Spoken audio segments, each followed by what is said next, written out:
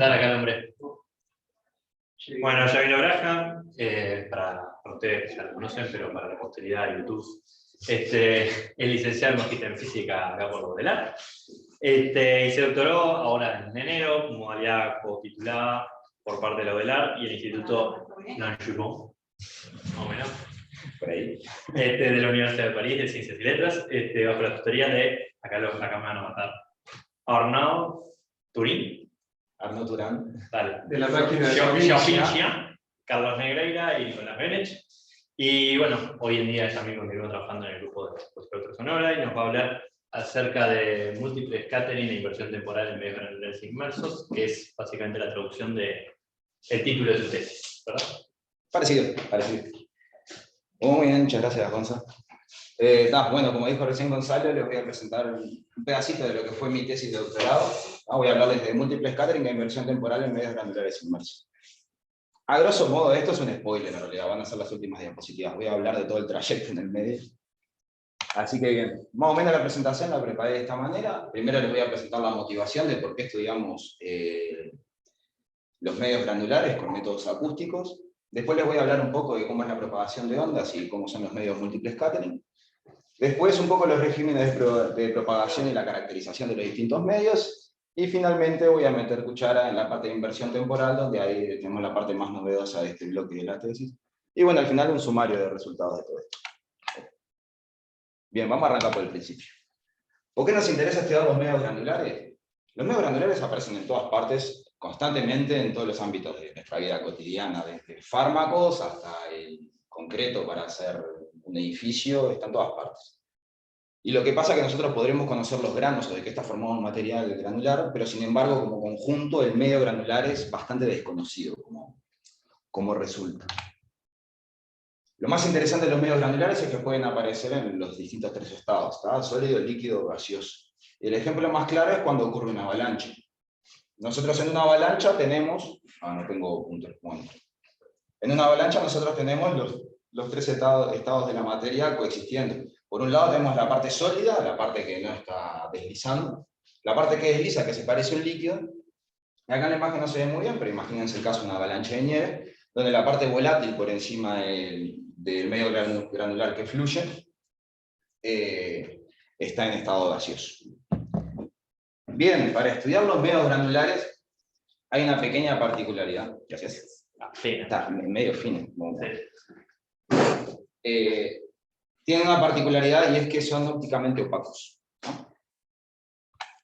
Es por eso que utilizar ondas acústicas a través de ellos nos proporciona una forma de sondeo para poder estudiarlos y entenderlos mejor. Bien, han habido trabajos de hace bastantes años ya en medios granulares. Voy a hacer dos distinciones, pero me voy a quedar con una de ellas al final nada más. Por un lado se estudió cómo las ondas se propagan a través de un medio granular seco. Se mostró que obtenemos dos componentes, una que ve el medio como un medio uniforme, y se propaga a través de él, y otra onda que es sensible a los contactos entre los múltiples granos. Esas dos ondas las pueden ver acá en esta imagen, donde son la onda E, que ve el medio como un medio uniforme, y la onda S, que es sensible a los contactos entre granos. Por otra parte, se han estudiado también los medios granulares inmersos en agua, que es el punto de interés para esta charla en particular, donde se ve que no solo aparecen señales transmitidas del tipo conocido como coda, ¿no? Donde hay fluctuaciones muy rápidas y variaciones de amplitud a lo largo del tiempo, sino que además también se mostró que este tipo de señales obedecen la ecuación de difusión, que se conoce de antes, que termina haciendo al final que los medios granulares se comportan como un medio de múltiple scattering, ¿no? Entonces, bien, a modo de conclusión de esta parte de motivación, vamos a hacer lo siguiente.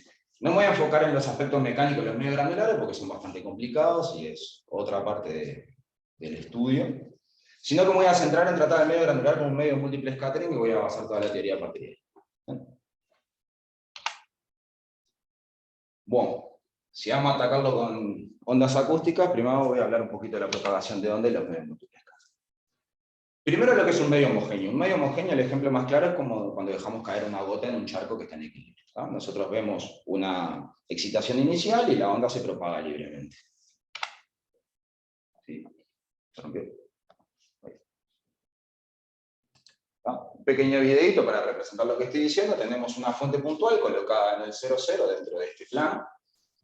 Y la onda simplemente se propaga. Es un pulso de sinusoide que simplemente se propaga como una onda cilíndrica, circular en este caso.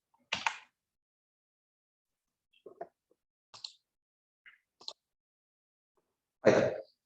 Bueno, para los medios homogéneos vale la típica relación de dispersión, que K es igual a omega sobre C. Y tenemos la clásica ecuación de ondas, en este caso la ecuación de Helmholtz, para una excitación del tipo delta Y. ¿Bien?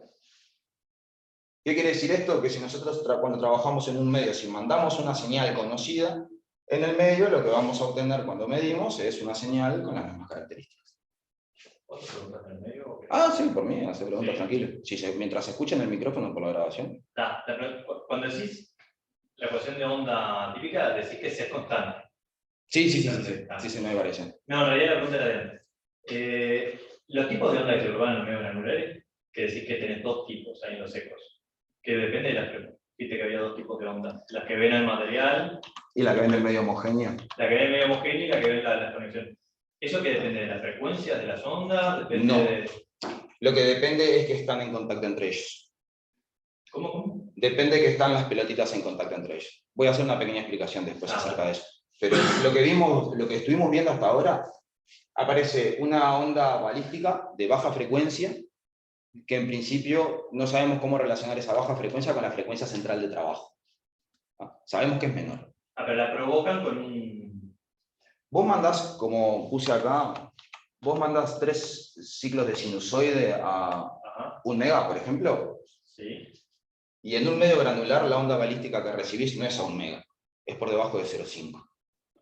Te aparece una baja frecuencia que le llaman efecto pistón, digamos, que se mueve como un todo el medio granular y te despierta esa baja frecuencia. Bien. No es que no estuviera, sino que te filtra la alta y solo sobrevive eso. ¿No? Después más tarde va a aparecer una pequeña señalcita. Bueno, esto para medios homogéneos. Bueno, ya rompí todo. Ahí está. Bien, cuando tenemos un medio inhomogéneo, ahí como puse en la figura, lo que vamos a ver en realidad es el efecto combinado de una fuente más un sistema que responde como si fuera una fuente. Para verlo tenemos este otro videito. Gracias a Gonza por hacer esto. Estas pequeñas videitas representativas. Tenemos una onda que se propaga en un medio homogéneo y se encuentra con un medio que presenta inhomogeneidades, y ahí vemos que parte de la onda vuelve.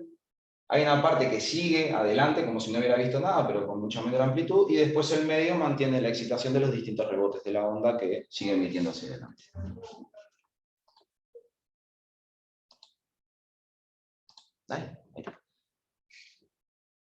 En este contexto, lo que nosotros podemos hacer para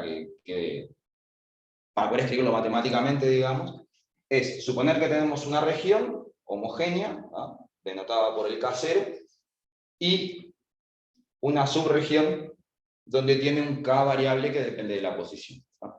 Esto que representaría, por ejemplo, imagínense que yo tengo un montón de piedritas en el agua, y la onda media que va viajando por el agua se encuentra con esas piedritas. Bueno, esta es la idea, hay un K que depende de la posición. ¿No? Lo que hacemos para poder escribirlo de alguna forma media amena es suponer que el K que depende de la posición es una perturbación del K del medio homogéneo por una función sigma de R. En ese caso, cuando lo ponemos en la ecuación de Helmholtz para la función de Green, lo que tenemos es que tenemos la misma función que antes, igualada a un delta, pero ahora nos aparece un término por culpa de este sigma que tenemos en esta hipótesis que hacemos, que lo podemos interpretar como una segunda fuente que tenemos en nuestro sistema. ¿Ah? De ahí es que nosotros en el videito veíamos que teníamos un frente idéntico al que se emitió inicialmente, más una reverberación de los constantes choques que ocurren dentro del medio múltiple escape. Bien, entonces lo que nos pasa en este tipo de sistemitas, acá pues una representación esquemática con puntitos, ¿no? Si nosotros mandamos una señal inicial como la de antes, lo que recibimos luego de todos los eventos de múltiple scattering es una señal que inicialmente se parece a lo que nosotros mandamos, pero después en el tiempo tenemos esos constantes rebotes que siguen llegando hacia la fuente, hacia el receptor. Bueno, voy a poner nunca más un video en la diapositiva. Ahí está. Como medios de múltiple scattering voy a mostrar dos cosas. Primero que nada, lo que llamamos un medio diluido, para lo cual hay modelos analíticos, y vamos a trabajar con esto para sentar un poco las bases. En mi caso consiste en un bosque de palito, que trabajo con esto hace añares, así que ya no lo puedo ni contar. Pero básicamente tiene una distancia media entre ellas que es mayor al tamaño de un palito. Por otro lado, y acá es lo que te decía hoy de esa onda directa E de baja frecuencia, cuando uno trabaja con medios granulares, está trabajando con un medio compacto. Las pelotitas están en contacto todas entre ellas. Entonces lo que pasa, en el caso del agua es un poquito más delicado. Es más bien como que la onda va por el agua y se va chocando con las distintas pelotitas, pero también te puede pasar que la onda pase la interfase agua, el material de la pelotita, vidrio en mi caso, y se propague de pelotita en pelotita. Que eso es lo que pasa con los medios secos. Pues lo que hace es sometes el medio a una presión muy grande y haces que los contactos sean lo suficientemente amenos para que la onda se propague de un grano a otro. En esto cuenta como medio granular inmerso, aunque, es decir, si no se tocan los palitos y eso, no lo consideramos granular. Es un medio de múltiple scattering, es lo que consideramos un medio diluido. Si hay... No sé cuánta gente hay, pero si alguien tiene preguntas, hágalas, ¿no? En particular pongo estos dos ejemplos porque es con lo que les voy a mostrar ahora. En particular, un pedazo de la tesis fue estudiar la transición de estos que están todos separados entre ellos a algo que están todos pegaditos juntos. Y vemos que aparece esa onda de baja frecuencia, que para eso es otra cosa. Bien, bueno, ahora que ya les mostré los dos medios de múltiple scattering, les voy a comentar un poco de los regímenes de propagación y ya meternos con resultados experimentales de cómo caracterizamos cada uno de los sistemas. Bien, como les mencionaba hoy, tenemos lo que se llama el régimen balístico.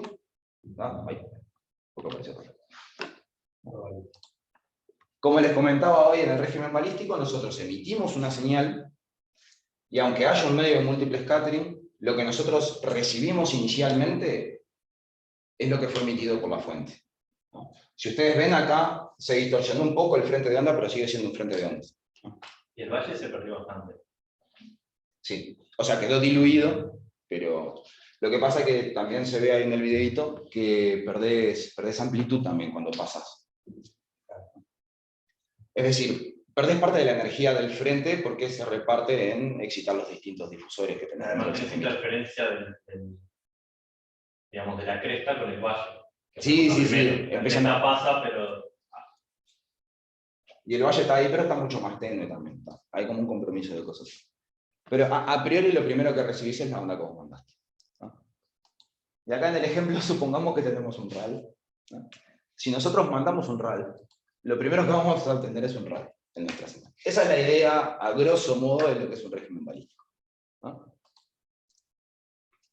Si comparamos con medidas que hacemos en un medio homogéneo y en un medio inhomogéneo, lo suficientemente pequeño, nosotros, en agua pura, que es la imagen de la izquierda, abajo a la izquierda, nosotros recibimos un pulso prácticamente puro, no hay nada, y un pulso, no hay nada.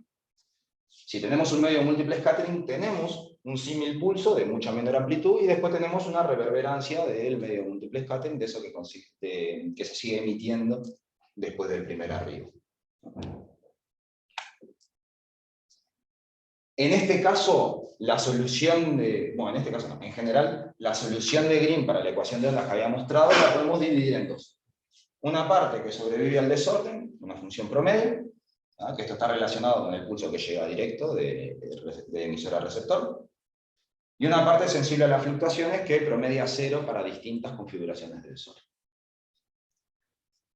En la misma línea podemos definir la intensidad acústica como la intensidad coherente, que llamamos, como el cuadrado de lo que sobrevive al promedio, y la intensidad incoherente como la función de Green de las fluctuaciones al cuadrado promediado. Una primero promediamos, después le vamos al cuadrado, la otra le vamos al cuadrado, después le vamos. Esa es un poco la idea. Y bueno, en este tipo de régimen de propagación, lo que tenemos es que la gente que domina estas dos cantidades son la función promedio de Green y la intensidad coherente de la señal transmitida. En este caso se puede demostrar que la intensidad coherente tiene un decaimiento exponencial según qué tan ancho es nuestro medio múltiple scattering. Y este decaimiento está dado por una exponencial L sobre LS, que se le llama recorrido de libre medio de scattering, ¿no? Que sería nuestro parámetro característico para este tipo de régimen. ¿Bien? Dentro de la aproximación de scattering independiente, que se llama, nosotros podemos relacionar este recorrido de libre medio de scattering a parámetros conocidos de nuestro sistema, como es la densidad de difusores, es decir, qué tantos difusores hay en una superficie o volumen dado, y la sección eficaz total de uno de ellos, suponiendo que son todos iguales. En el caso este de los palitos es unidimensional esa sección. Son segmentitos. ¿No? En realidad en el caso del cilindro vos lo que tenés es un circulito en 2D y tenés un patrón de difracción y esto te da un número, la sección eficaz total. O sea, ¿qué tanta superficie? ¿Qué segmento ve la onda cuando choca con...? Es lo mismo que cuando haces cosas cinéticas, lo vas, teoría cinética, lo vas.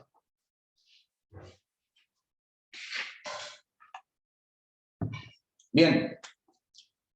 Después tenemos el régimen difusivo, que este es un poco más complejo, ¿no? Lo que caracteriza este régimen es que el ancho de nuestro sistema va a ser mucho más grande que el recorrido de libre medio de scattering, ¿no? Es decir que perdimos por completo la intensidad coherente, se extinguió por completo. Y este tipo de sistema ya no tenemos una onda distinguible como balística, sino que tenemos un menjunje de señales que son las reverberaciones dentro del sistema de múltiple scattering. En este caso, los que pasan a dominar son la función de Green de las fluctuaciones y la intensidad incoherente. Lo que se puede demostrar es que esta intensidad incoherente obedece a una ecuación de difusión.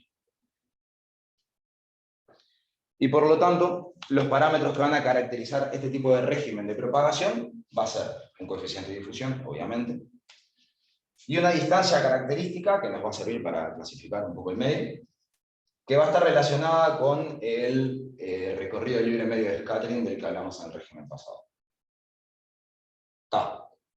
La ecuación del coeficiente de difusión es un coeficiente de difusión, dice cuánto se difunde la energía acústica. Y el recorrido del libre medio de transporte se puede entender como, si imaginamos que esta intensidad acústica obedece a una ecuación de difusión, la podemos imaginar como una caminata al azar.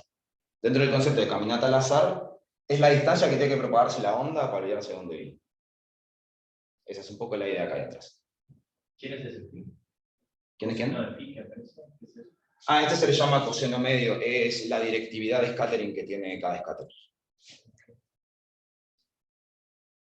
Simplemente para ver que están vinculados. Bien, ahora hay un pequeño inconveniente y es que no todo es blanco y negro, ¿da? No solo tenemos un régimen balístico y un régimen difusivo, sino que en el medio tenemos una escala de grises. Y lo que tenemos en el medio es cuando coexisten esta intensidad coherente y esta intensidad incoherente, y se le llama el régimen de transferencia radiativa. Es un poco complicado, pero voy a mostrar un caso donde sí vale este régimen de propagación. Bien, vamos a los bifes. Resultados experimentales. Para trabajar con el régimen balístico, lo que consideramos fue el sistema de palitos que les mostré hace un rato, ¿no? Los cilindros tienen radio de 0,7 milímetros, pero lo más importante es que vean que estamos a bajas densidades, 0,12 palitos por milímetro cuadrado, y el factor de superficie, para que se hagan una idea, no llega a 5%. ¿No? O sea, toda la superficie que me ocupa el sistema, solo el 5%, solo menos del 5% es ocupado por palitos. En este experimento en particular trabajamos con una frecuencia central de 1 mega, quiere decir que una longitud de onda son aproximadamente 2 palitos, a grosso modo. Y bueno, trabajamos bastante lejos, principalmente para que entre el sistema, entre el emisor y el receptor. En este experimento lo típico es emitir un pulso medianamente breve, yo elegí 3 ciclos, y lo que obtenemos es algo que demora, bueno, bastante más.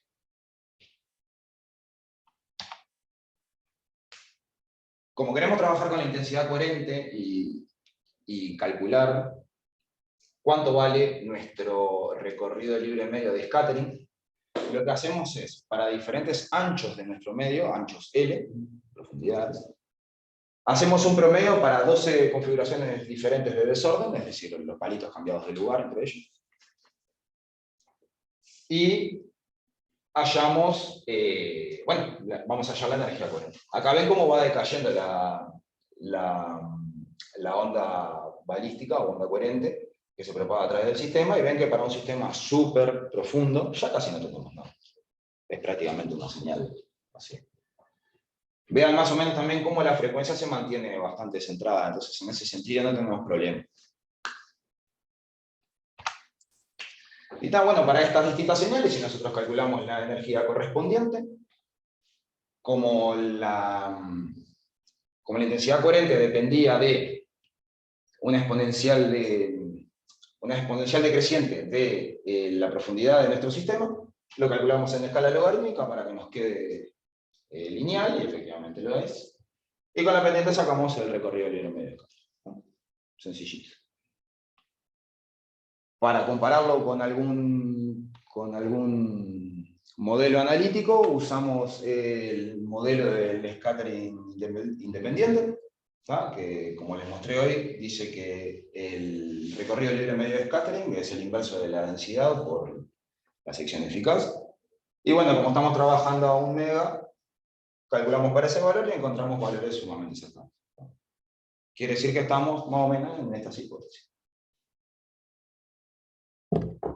Bien, esta va la parte más bien de caracterización del medio y de analizar el régimen balístico.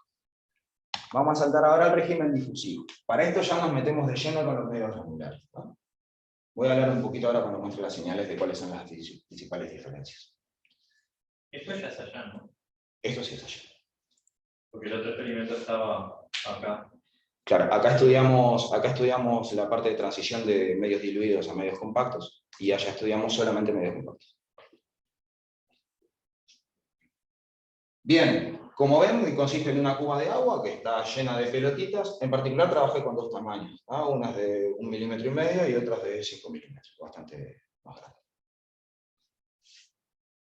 Voy a contar algo.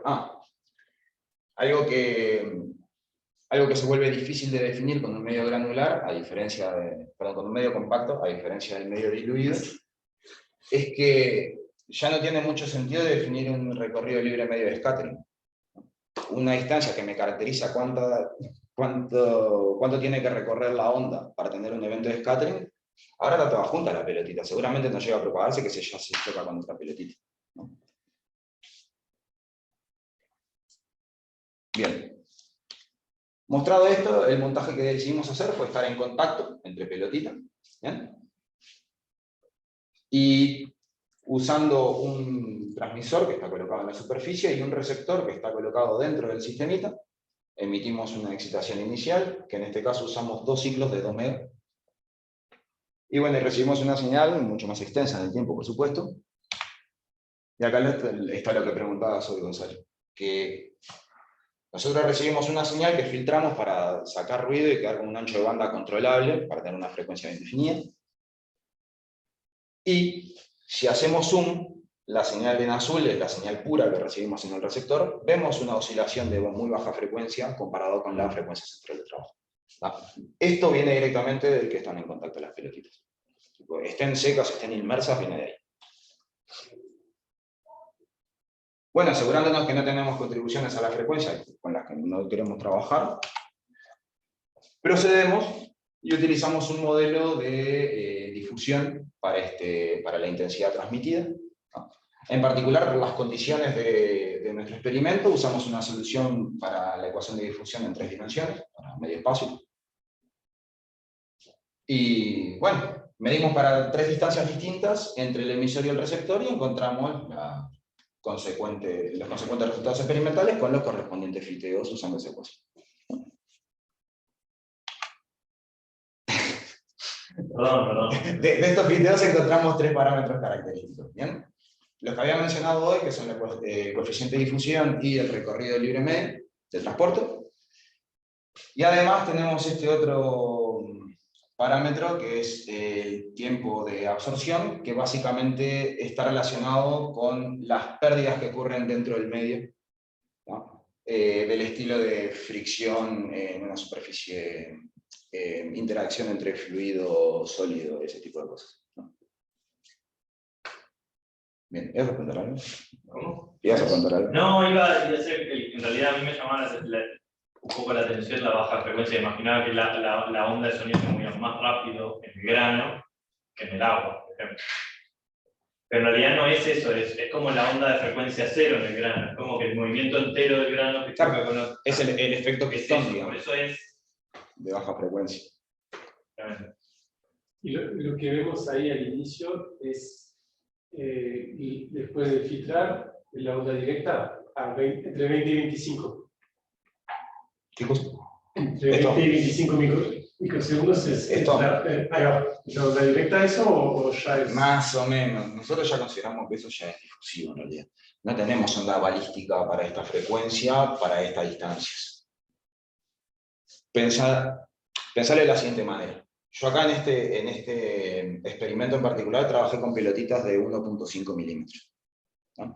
Quiere decir que para la distancia más corta, es decir, cuando vos esperarías que de verdad tengas algo balístico, ya hay 10 pelotitas de por medio. Ya tenés 10 capas de scatterers que tiene que recorrer la onda antes de llegar al receptor. Quiere decir que el scattering, aunque estén cerca, ya es súper fuerte. Y se nota principalmente acá. Hay unas asunciones de por medio, pero estoy en el orden del tamaño de la pelotita. Quiere decir que yo pasé una pelotita y me olvidé dónde estoy. Yo, onda acústica. Bien, este es para el caso de un medio granular con pelotitas de 1.5 milímetros.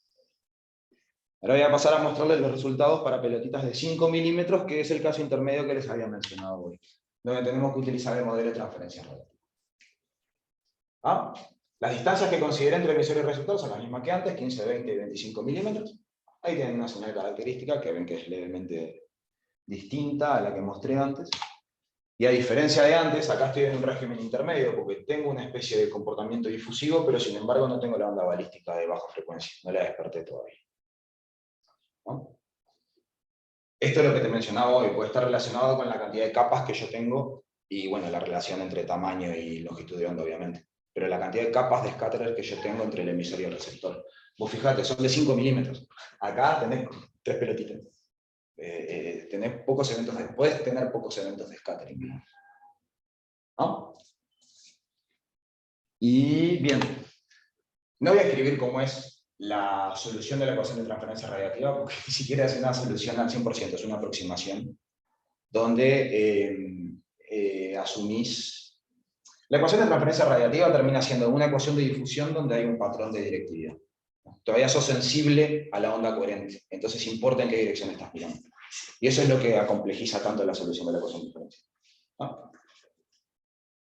Pero bien, hay unos artículos medios nuevos que dicen qué modelos funcionan en qué tipo de situaciones y cómo los puedes encarar ahí, que están bastante interesantes.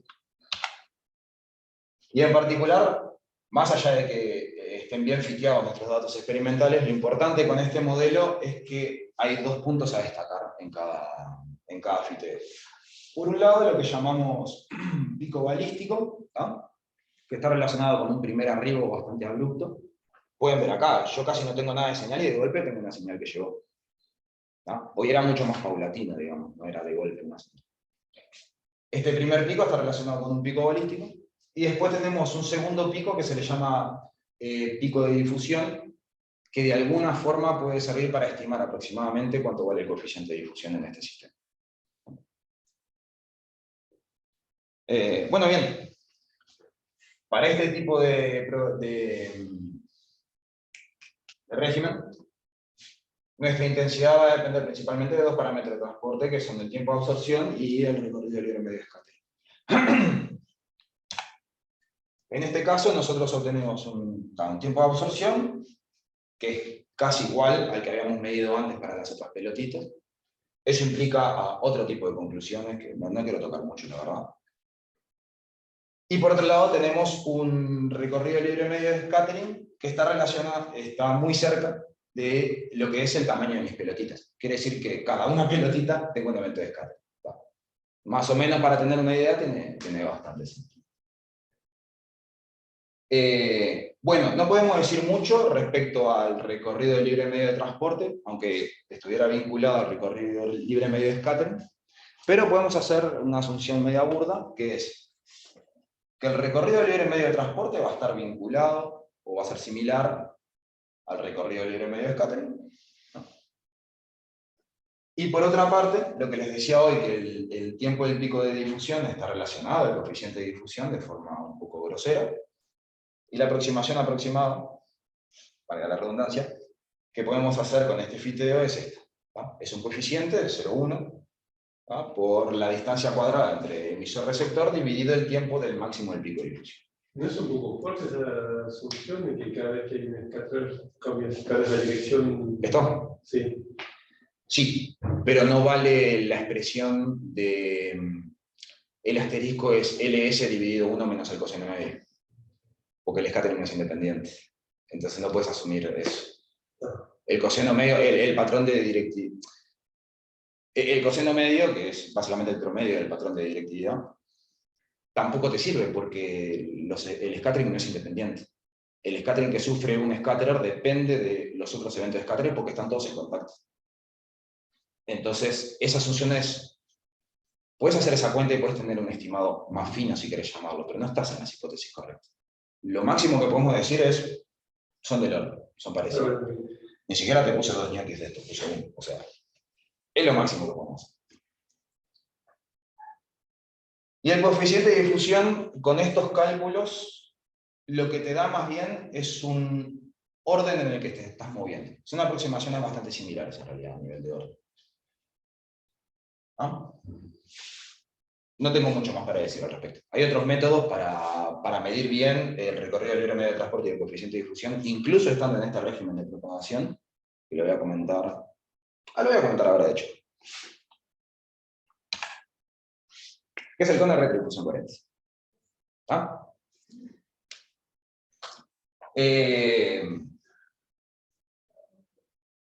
El cono de retribución coherente consiste en 2 sencillos pasos, que es excitar tu sistema con una frecuencia fija y un montón de ciclos para tener bien centrada la frecuencia en la que estamos trabajando, y simplemente mirar la onda retrodispersa hacia el emisor.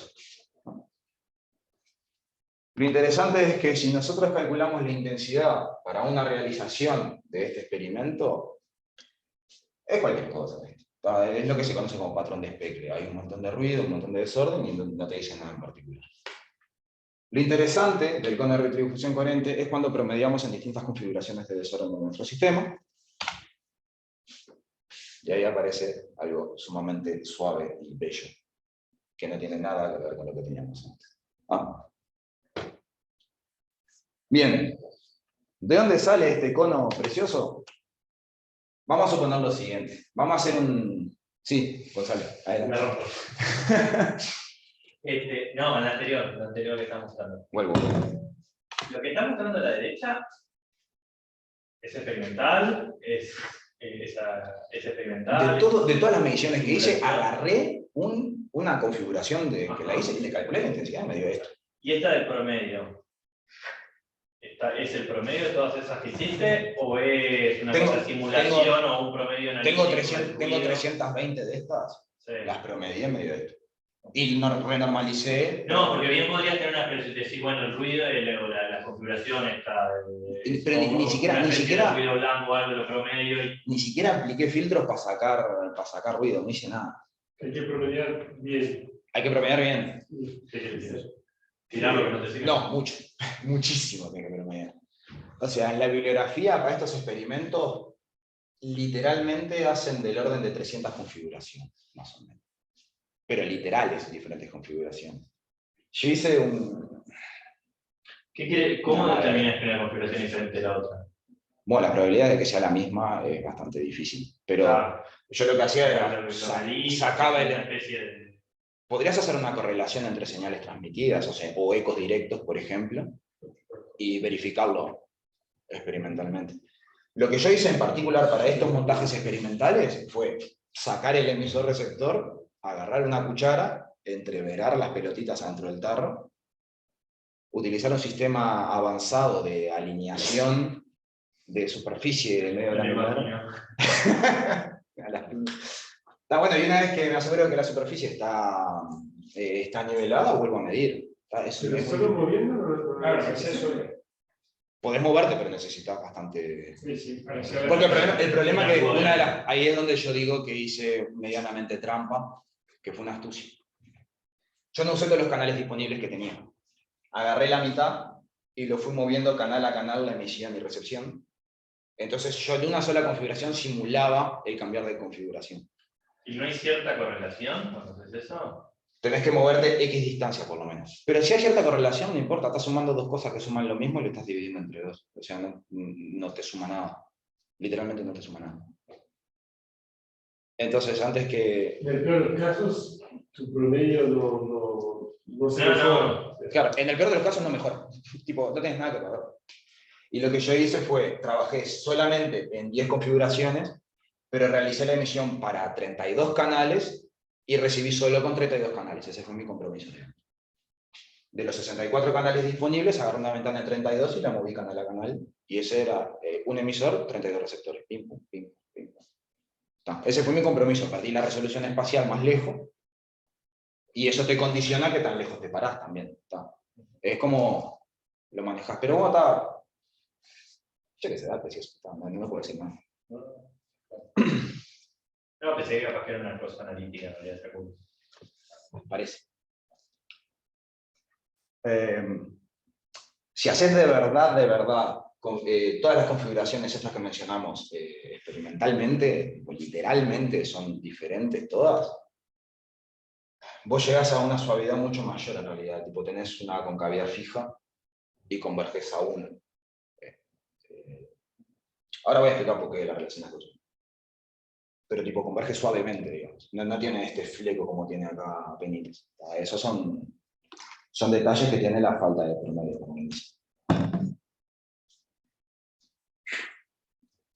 Siento que estoy hace 3 horas, ¿no? Estoy hace 3 horas. Bien, está. Vamos a ver cómo hacemos para calcular la intensidad en realidad, si podemos dibujar un poco por qué aparece este cono. Supongamos que tenemos 2 rayos acústicos, ¿no?, que se propagan por distintos lugares y después vuelven a nuestros receptores y nosotros los multiplicamos entre ellos y calculamos la intensidad. Una primera familia es, tenemos 2 rayos acústicos que llegan al sistema, se propagan por distinta combinación de scatterers, salen y yo las mido en esa dirección. Dado que la fase termina siendo aleatoria, las multiplico y cuando hago el promedio, promedian 0. Así que esta familia es la que no contribuye en nada. Después aparece la familia incoherente, ¿no?, que básicamente es encontrar pares de caminos acústicos que son literalmente el mismo. Este tipo de pares acústicos lo que hace es me da un background homogéneo de 1. ¿No? Me suman todas las direcciones igual.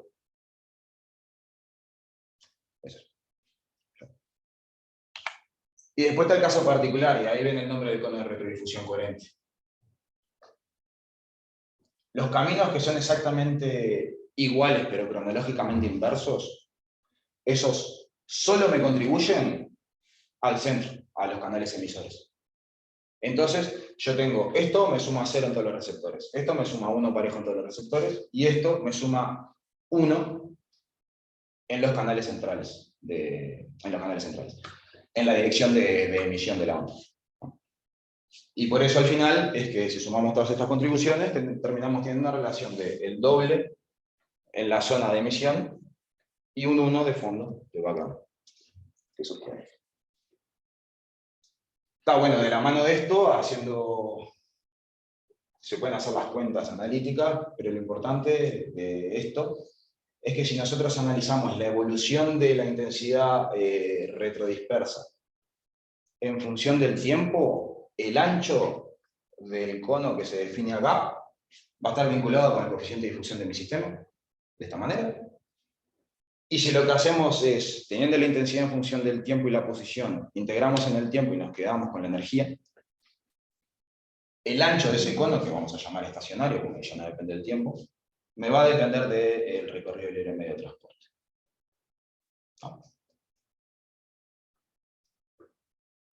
Es una manera de... Exactamente. Entonces, en definitiva, lo que estamos haciendo con un experimento, a pesar de que nos demande tanto promedio y tanto trabajo experimental, solo con este experimento podemos medir los dos parámetros que caracterizan el sistema.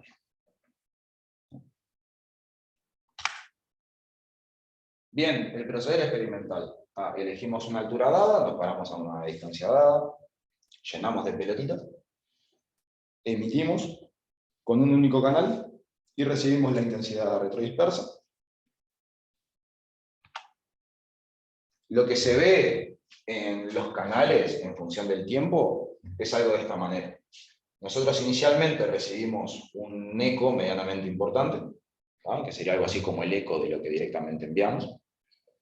Y después tenemos las señales que van llegando que se metieron dentro del sistema y después volvieron, ¿no? Y la intensidad normalizada respecto al canal fuente en escala logarítmica nos marca bien esta tendencia cónica que tiene, digamos. ¿Qué quiere decir esto? Que si nosotros miramos cómo evoluciona nuestro cono en función del tiempo, lo que vemos es que efectivamente el cono se afina a medida que nos vamos más profundo, es decir, más lejos en la recepción. Y si hacemos el fiteo correspondiente de la mitad del ancho a mitad de altura, nos da el coeficiente de difusión. Hice literalmente este fiteo.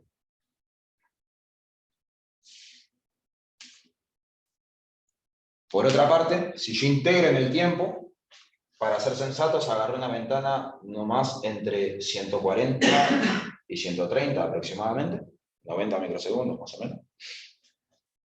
Arranqué en 140 para saltarme el eco directo del efecto pared ese que tiene el medio multiplicador.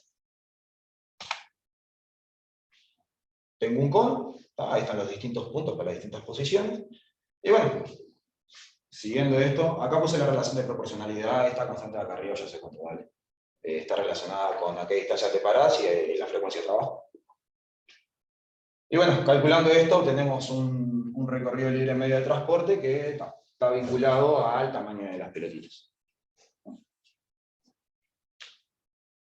Entonces, con esto tenemos un método experimental donde, con un set de medidas único, nosotros tenemos dos métodos independientes, porque son distintos análisis de las señales, para medir tanto coeficiente de difusión como recorrido libre medio de transporte. Voy a hacer una pausita porque voy a cambiar de tema. ¿Viste? Esto quiero que quede en el tintero. Ahí para medir tu coeficiente de difusión, asumís que como que lo que cuenta es la baja amplitud entre el máximo y tu mitad. Pero tu mitad la definís como la mitad de dos... Mitad de altura.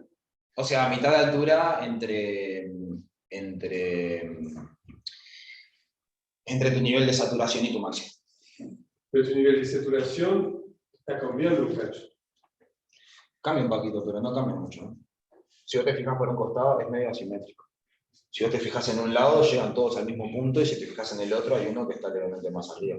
Pero es cuestión de definición espacial, eso eventualmente llega a la saturación, digamos que es uno. Ahí va, pero justamente el hecho de no tener esa saturación como que... Pero eso eventualmente llega más lejos. Si no lo vi más lejos es por una limitación de la distancia a la que estoy parado. Acá hay un compromiso bastante grande en realidad que tiene que ser satisfecho a la par de esto. Y es, yo necesito pararme lo más lejos posible. Pero si me paro muy lejos, por simple difracción, mi cono puede presentar las mismas propiedades, pero cada vez es más ancho y más ancho y más ancho, porque cada vez lo estoy viendo más lejos. Entonces hay un compromiso en qué tan cerca me tengo que parar yo de la superficie de mi sistema y qué tan lejos puedo estar, digamos. Es como, tengo ahí un tira flojo. Y ahí en los datos parece que en el 0 tenés un pico ahí de autocorrelación. No, este fue porque lo tomé como referencia. Dije, el canal que emitió lo voy a considerar como que es el máximo de la señal que yo recibo. Y cuando normalizo respecto a eso me queda... ¿No te hace un...? No. ¿No? Es bastante eso. Acá lo ves. Tipo, no hay tanto... No hay un pico muy... No, pero eso es medida, ¿no? O sea, esto es una normalización. No, pero que parece... Es como una autocorrelación, ¿verdad? Claro. Es que de hecho el máximo tiene que estar en el elemento fuente porque es cuando literalmente tenés el camino de ida y el camino de vuelta. En el vecino tenés un vestigio, pero no tenés literalmente ese camino. Y por eso solo el centro puede sumar 2 y el background es menor como mínimo 1. Bien, bueno, esto lo voy a dejar en el tintero, lo voy a recuperar al final. Voy a hablar un poquito de inversión temporal ahora. Bien, la inversión temporal, creo que la mayoría ya está aburrida porque yo le saqué esto, pero... No. A mí me encanta, pero bueno, yo qué sé. Lo encaré de otra manera igual esta vez. Me tiré la misma forma siempre. Tenemos la ecuación de ondas. En principio la asumo sin fuente porque no quiero complicar la comprensión de esto. La inversión temporal surge de la invarianza que tiene la ecuación de onda ante un cambio de variable t por menos t. ¿No?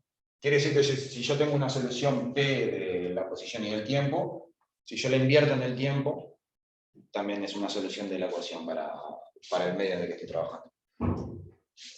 ¿Qué quiere decir esto? En los hechos, que si yo miro el video de pasado a futuro, como cualquier persona normal, yo veo que se propaga la onda, pero si yo miro el video en rewind, también es una onda que se propaga, pero en vez de diverger, converge. ¿No? Esa es un poco la diferencia. Bien, ahora voy a hablar un poquito de qué depende esto. En una fase inicial yo tengo una fuente S que excita un sistema, supóngase que esto es agua, y tengo un set de transductores distribuidos espacialmente en un plano, que le voy a llamar TRM, viene de espejo de inversión temporal en inglés. Todos estos son sensores que detectan la señal transmitida y son capaces de invertirla en el tiempo y reemitirla. Es decir, pueden medir y pueden emitir. Esa es un poco la idea. En una fase inicial, la fase 1, S excita todo el sistema y todos los elementos del TRM detectan lo transmitido. Y en la fase 2, invertimos en el tiempo,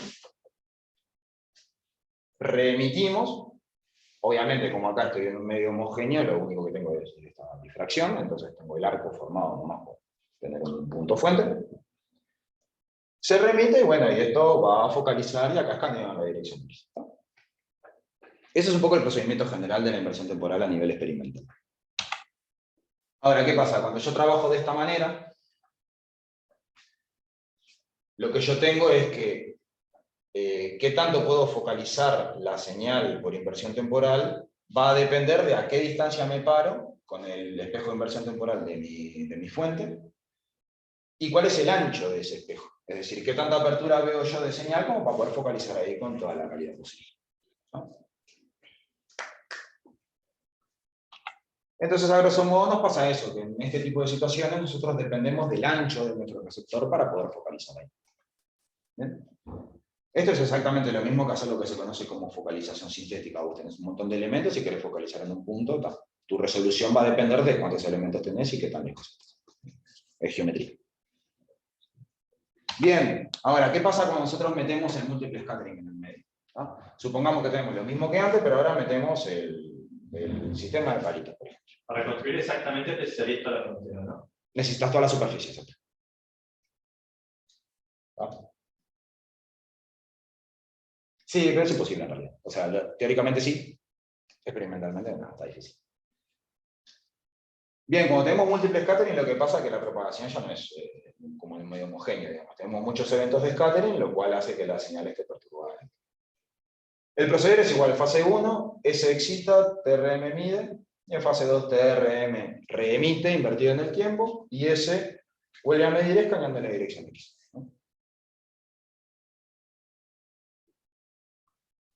Bien, uno podría pensar en un principio que el múltiple scattering lo que hace nos complica toda la tarea de poder focalizar la energía en ese nuevamente. Pero en realidad lo que nos pasa es totalmente lo opuesto. Si uno mira la focalización que uno logra con el medio múltiple scattering, spoiler, es la negra fina, uno focaliza mucho mejor que en agua.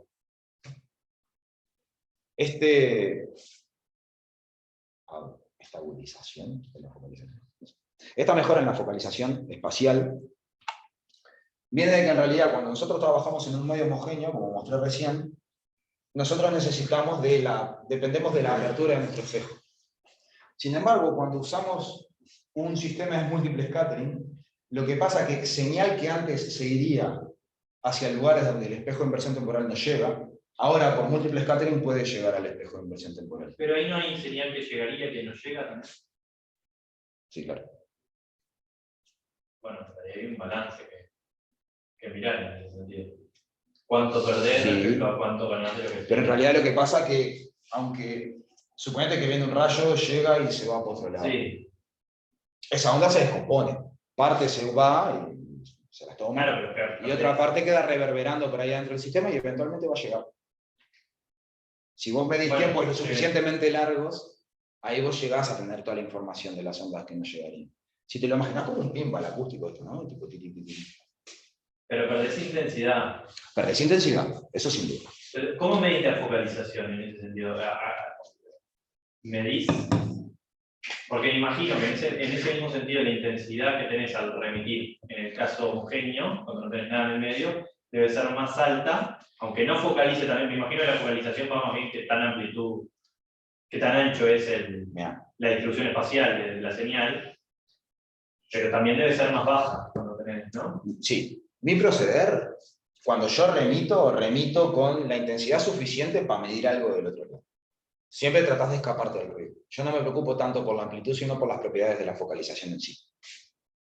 Si tengo que mandar más energía, porque lo que recibo se ve muy atenuado por la cantidad de scattering que hay en el medio, lo levanto y va para adelante.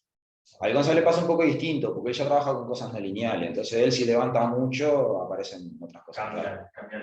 Son ondas no lineales, aparecen armónicos, aparecen cosas. Sí. Y ahí se complica. La cabeza, es la cavidad perfecta, de que no se te escape nada. Claro. En ese Ahí no precisa. perfecto. Ahí, o sea, lo único que tenés es la intensidad inicial, la energía inicial de tu pulso, Sí, la tenés distribuida espacialmente y en el tiempo, ¿no?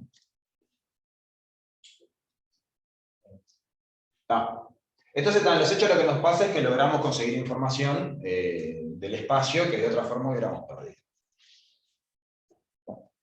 Bueno, y es lo que comúnmente se llama, que es un lente acústico. Es decir, que yo no necesito tener una distribución súper elaborada de receptores que puedan reemitir señales, sino que simplemente con esto que ya es limitado por tener múltiples scattering, virtualmente es como si ocupara más espacio.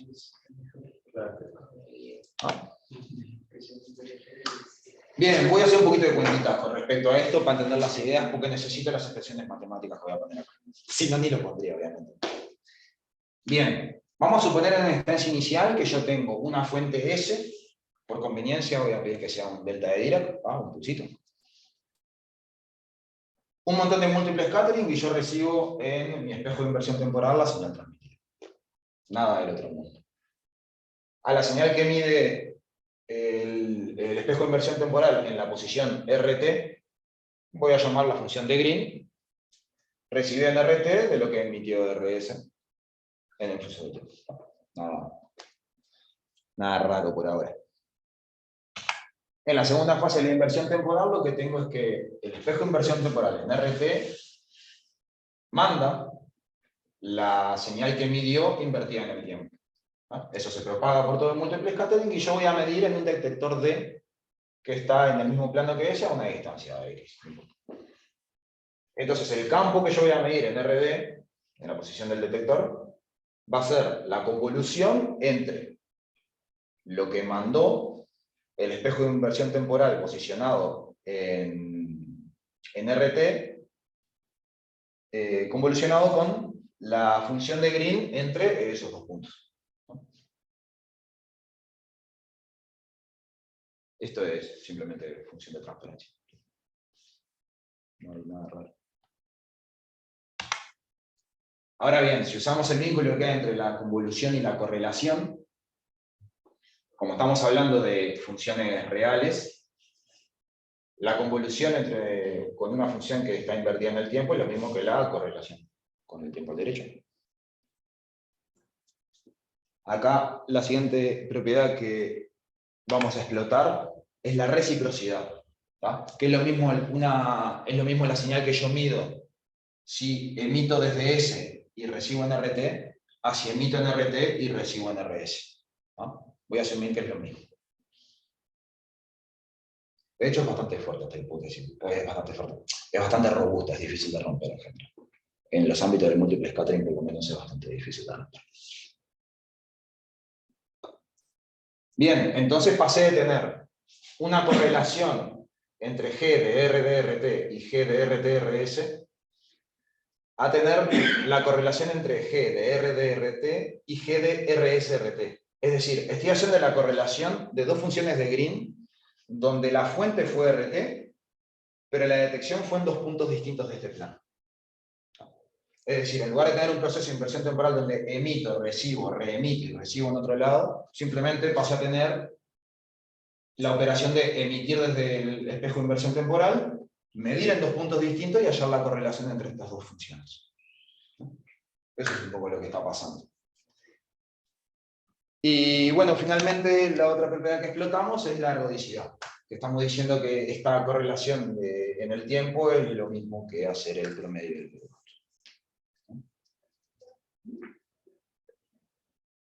Y bueno, finalmente lo que termina pasando es que hacer experimentalmente la inversión temporal con estas cuentitas termina siendo lo mismo que estimar cuál es la función de correlación promedio en este.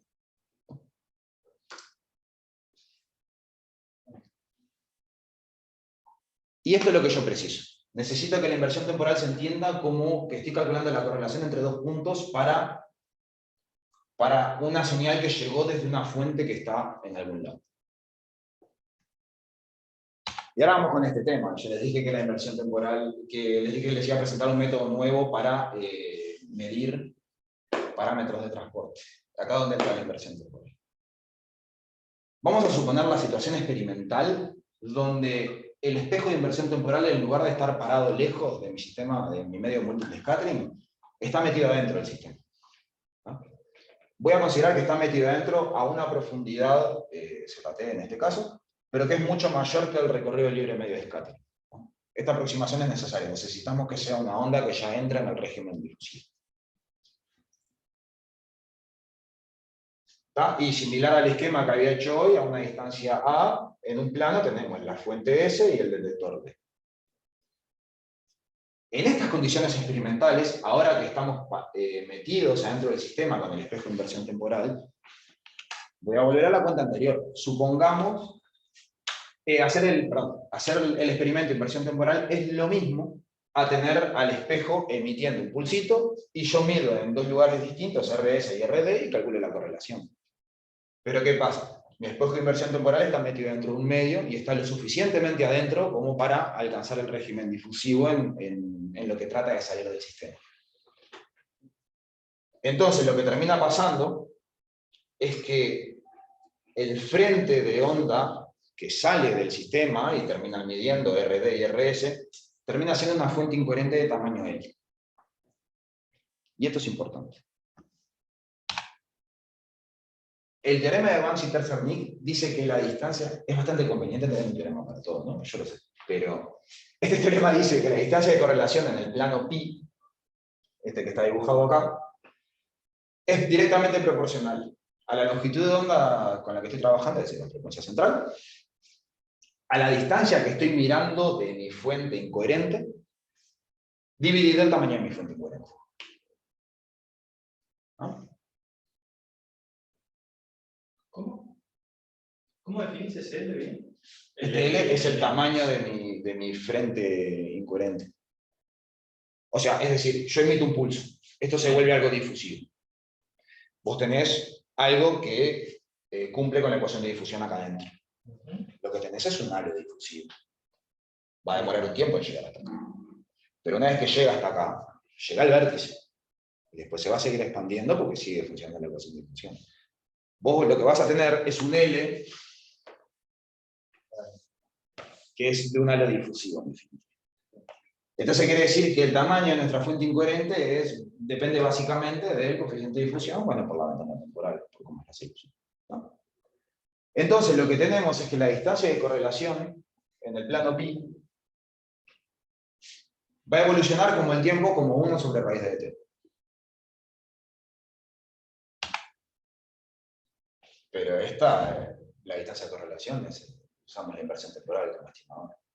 Entonces tenemos que la focalización por inversión temporal en función del tiempo va a ir evolucionando como 1 sobre raíz de t.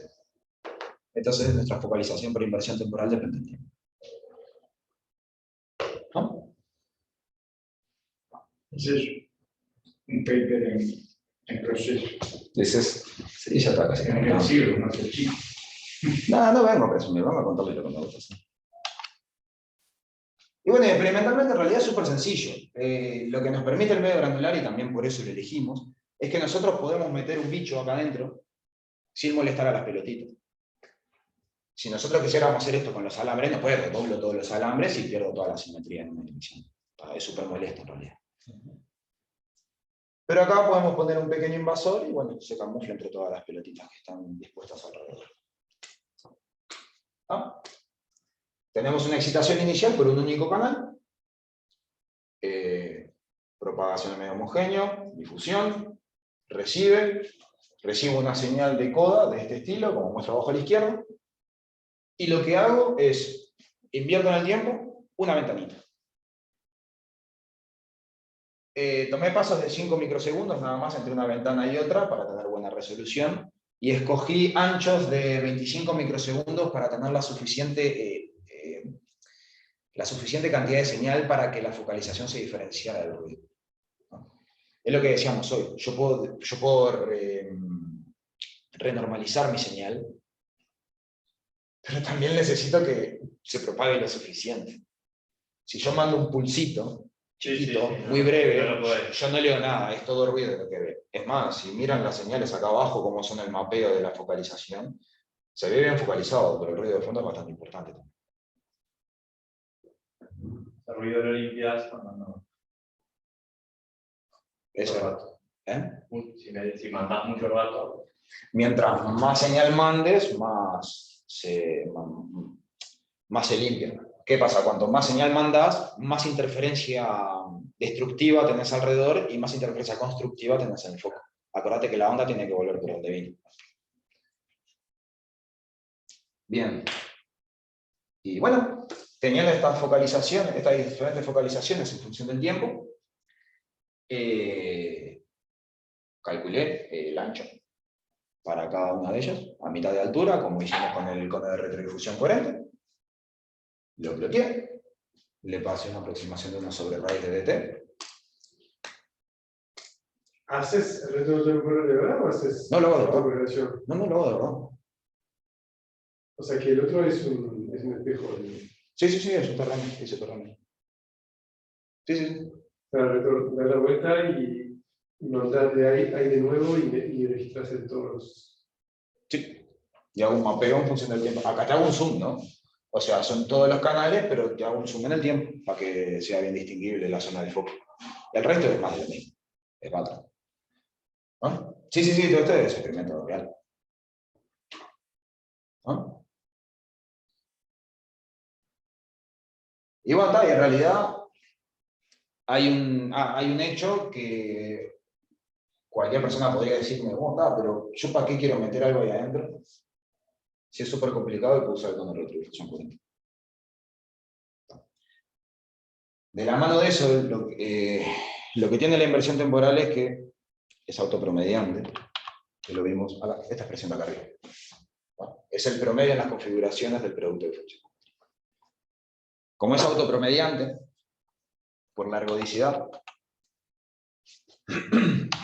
uno podría medir únicamente en una configuración y llegar a un resultado lo suficientemente similar a lo que midió promediando en varias configuraciones. Es una. Esto es una sola. Y bueno, digamos, de resumen, acá están los distintos coeficientes de transmisión que calculé de distintas maneras. ¿Está? Por transmisión, utilizando la solución de la ecuación de difusión, obtuve este valor, más o menos ese rango de error. Por backscattering coherente, obtuve un valor un poco menor, pero después por inversión temporal promediado y en una única configuración obtuve valores bastante similares. Y todos dentro de aproximadamente un mismo rango.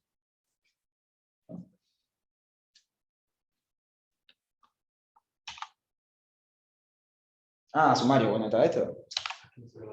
Es un poco adverso acá. Básicamente los medios granulares son un medio múltiple scattering. Lo más complicado es distinguir el régimen en el que estamos parados, así podemos utilizar un modelo adecuado, pero bueno, a priori, si uno lo logra distinguir, es posible encararlo, tenemos las herramientas. En principio el cono de redifusión coherente gana porque nos permite medir varios parámetros en un experimento. Y bueno, y finalmente lo novedoso que tiene esta parte de mi tesis es que encontramos un setup experimental donde la inversión temporal se puede usar para medir y nada. Gracias a ustedes 4 y a los otros 4 que están manejando. Muy bien. No sé, capaz que más, no sé cuánto sea. Hola. A ver, ahí chat. ¿Quién habla? Somos Santiago. como 8. Opa. Hola, ¿cómo? Mil. Ah, recién ahora. ¿Cómo anda la gente? Hola, ¿Todo bien? Hola. arriba. Había más gente conectada. Ahora se desconectaron algunos pocos hace un ratito. Sí, había como 14, era una multitud. Ah, ¿qué es? Pelota. Che, Yamil, yo hice una pregunta, cuando estabas en la parte Acá no vimos nada porque estaba todo escondido. sí, en la parte del backscattering coherente y mostraste ahí los promedios y eso, a mí me llamó la atención que no tenías efecto de absorción, que te da como si fuera analítico el resultado. O sea, No. el medio no tiene efectos de absorción. Tiene unos efectos de absorción, sí. Pero el único precio que pagás es en qué tanta amplitud recibís vos. No lo pagás en la relación, no lo ves en el cono en sí, lo ves en la amplitud que medís. Que la amplitud, bueno, la medirás en la amplitud correspondiente, si lo querés. ¿No tenés un efecto en el contraste del cono por la absorción? No, la relación 2-1, esa relación apareció así, yo la normalicé nomás a la relación 2-1. Es decir, normalicé por el máximo y multipliqué por 2 para que quedara bien apreciable. No, Bueno.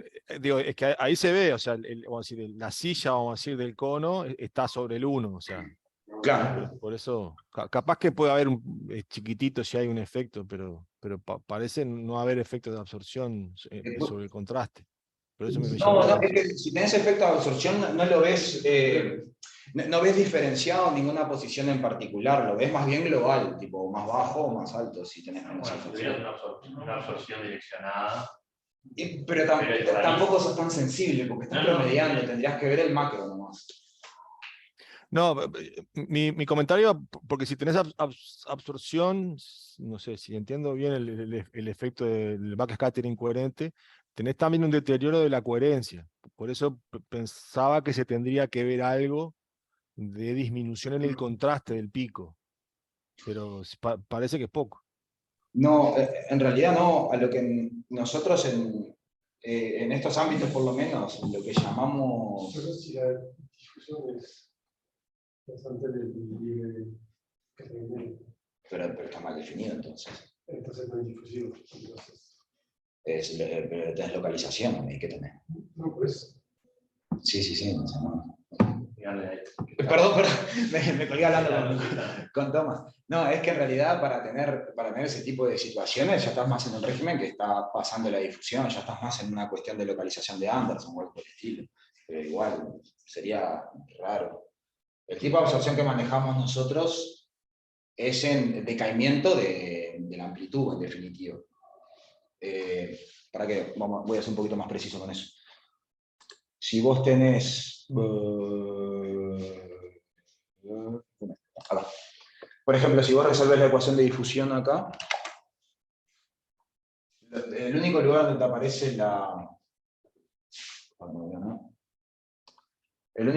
aparece la absorción está relacionado como un factor tipo, externo al resto de los parámetros de transporte. Entonces, en definitiva, o te sube o te baja toda la intensidad por igual. No tiene un patrón de directividad ahí. Lo que tiene esta solución de la ecuación de difusión es que ya estás asumiendo difusión isotrópica, no tenés una dirección preferencial. Entonces, lo que te comentaba, si vos ves atenuación, la ves por igual en todas las posiciones, y si no la ves en una posición, no la tendrías que ver en ninguna otra.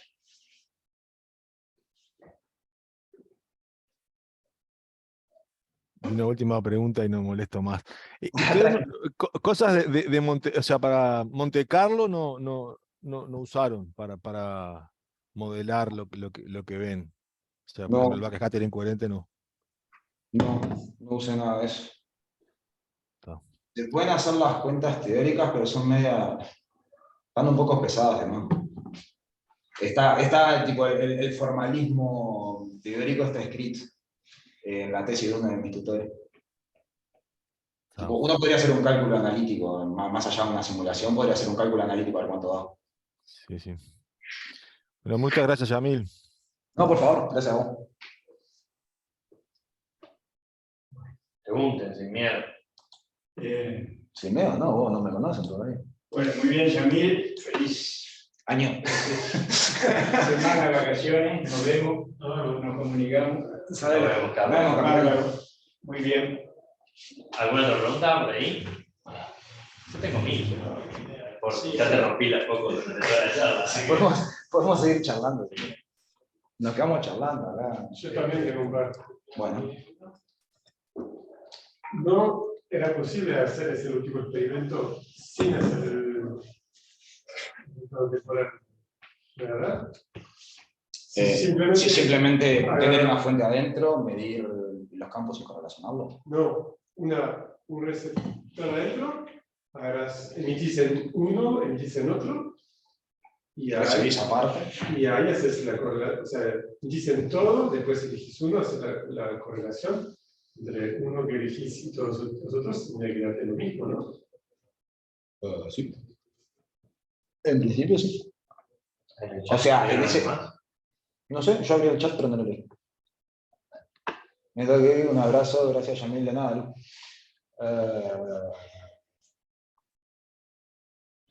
Ahí está, no, nada, no hay más.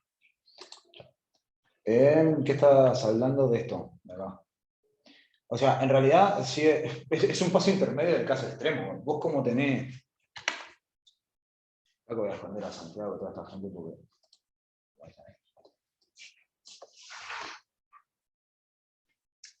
Vos estás asumiendo reciprocidad. Estos índices vos los das vuelta como te dé la gana. Por eso. En principio. Pero sigue siendo contraproducente lo que decís, emitir con uno, emitir con otro y recibir al mismo lugar. Es más fácil emitir directamente con este y recibir el otro. Claro, porque siempre me olvido que es un emisor receptor. Claro, o sea, los dos pueden emitir y recibir, o sea, en ese sentido. Sí, entonces sería esto, si simplemente emitís un pulso de un lado, registras en todo, y ahí elegís uno de correlación con todos los otros y ya está. En principio sí. Seguro. Todavía no me doy cuenta si hay un promedio más haciendo la idea de la vuelta que no aparece con los números de correlación. O sea, lo único que hice acá, la diferencia entre este gráfico y este gráfico, es que lo que hago es le bajo el ruido a las focalizaciones, digamos. En las mismas condiciones, promedio, y le bajo el ruido, le bajo la incertidumbre alimenticia. Y por eso estos están bastante más dispersos que estos otros. Estos están como más suavecitos. Esto solamente para un tamaño de pelotitas, igual tengo otros para otro tamaño de pelotita, también da bien. Pero si nos sinceramos, esto en realidad demasiado no sirve, porque vos te tenés que meter adentro. Y puede ser muy invasivo eso. Te tenés que meter adentro del sistema. Bueno, pero justamente si solo es un middle ahí, que metes Bueno, si es solo un un pin user, receptor, ahí capaz que no tenés problema. por eso, si ahí tienes solo un receptor ahí en el medio, casi del mismo tamaño que tus granos, Claro, y pero... por todo lo demás, es como que no lo perturbas tanto tu medio. O sea, siendo abogado del diablo, yo siempre prefiero trabajar en un régimen donde no tenga que meter nada dentro. Tipo, prefiero no perturbar el medio, no te rías. O sea, prefiero no intervenir en el medio, porque ya bastante de juguete es para suponer que todas las pelotitas son iguales, yo sé cuál es el tamaño, yo sé el material, ya es de juguete. Todavía intervengo y pongo cosas adentro como que suena demasiado invasivo. Sin embargo, es verdad que, bueno, una ventaja respecto a otros métodos es simplemente que vos una configuración te podría servir, no tendrías que perder tiempo, podría ser instantáneo, de hecho.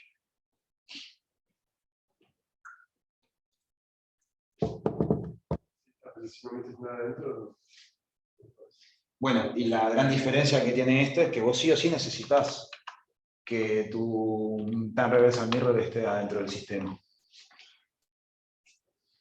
Porque si vos no estás adentro, lo único que vas a ver es... Lo que vas a ver es proporcional a qué tanto iluminas tu sistema, es decir, depende de la distancia que estás parado. Y ahí depende de tu frecuencia para ver el campo cercano, lejano, esas cosas. Pero digo, si estás afuera no sos sensible a nada, si estás adentro sí.